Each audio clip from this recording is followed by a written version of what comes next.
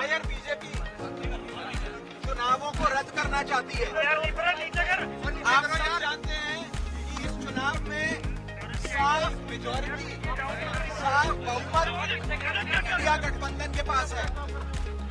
ये पहला सामना है, पहला मुकाबला है इंडिया गठबंधन बनाम भाजपा का, और इस चुनावों में साफ तौर पे बहुमत का आंकड़ा इंडिया गठबंधन के पास है।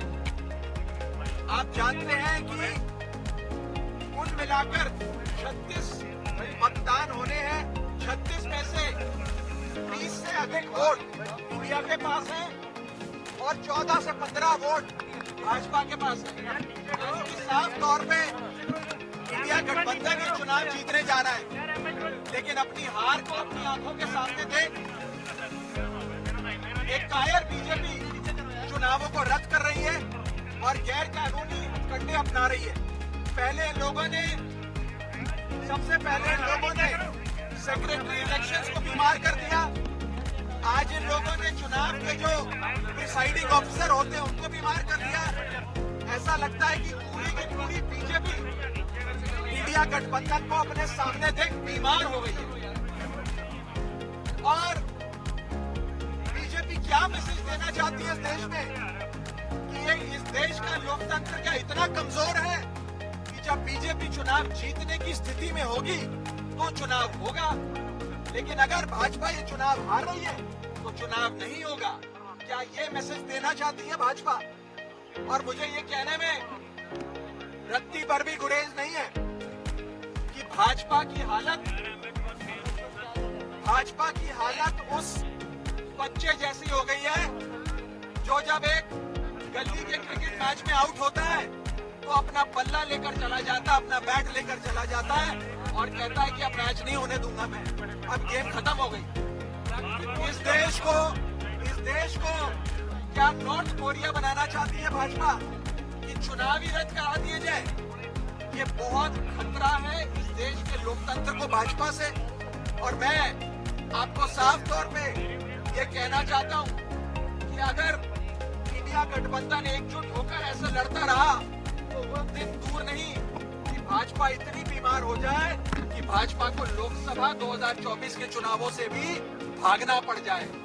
आम आदमी पार्टी ये फैसला और कांग्रेस पार्टी हम सबने मिलकर ये फैसला लिया है कि हम हाईकोर्ट का दरवाजा खटखटाएंगे, कोर्ट में जाकर इंसाफ की, न्याय की गुहार लगाएंगे और हर संभव प्रयास करेंगे कि मेयर का चुनाव हो जिसमें साफ तौर पे इंडिया गठबंधन जीत रहा है और भाजपा हार रही है।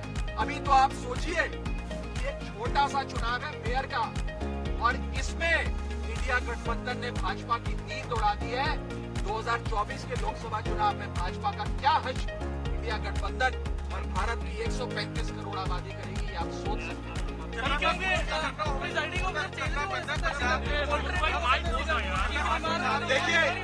देखिए हम आज भी इलेक्शन प्रशासन से यही विनती करेंगे कि अगर एक प्रिसाइडिंग अफसर बीमार हुए हैं तो आप दूसरा प्रिसाइडिंग अफसर नियुक्त कर दो, जिस मर्जी को चाहे नियुक्त कर दो।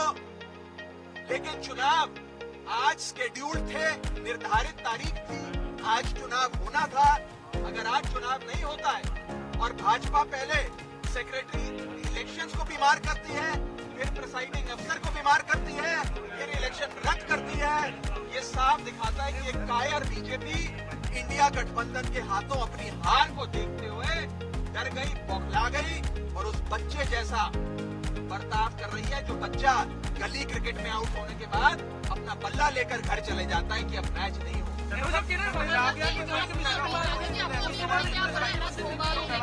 देखिए हम लोगों के पास आज इस इलेक्शन बिल्डिंग में जाने के लिए वैलिड पासेस थे। हम समय पर यहाँ पहुंचे, लेकिन ये बताया गया कि एंट्री बंद कर दी गई और एंट्री इसलिए बंद कर दी गई है क्योंकि प्रिसाइडिंग अफसर अचानक से बीमार पड़ गए। बताया जा रहा है कि प्रिसाइडिंग अफसर भी बेचारे एक अस्पताल से दूसरे अस्पताल जाने का प्रयास कर रहे हैं, लेकिन कोई अस्पताल उन्हें भर्ती नहीं कर रहा क्योंकि वो वास्तव में बीमार नहीं है। लेकिन ये हथकंडे हैं भाजपा के।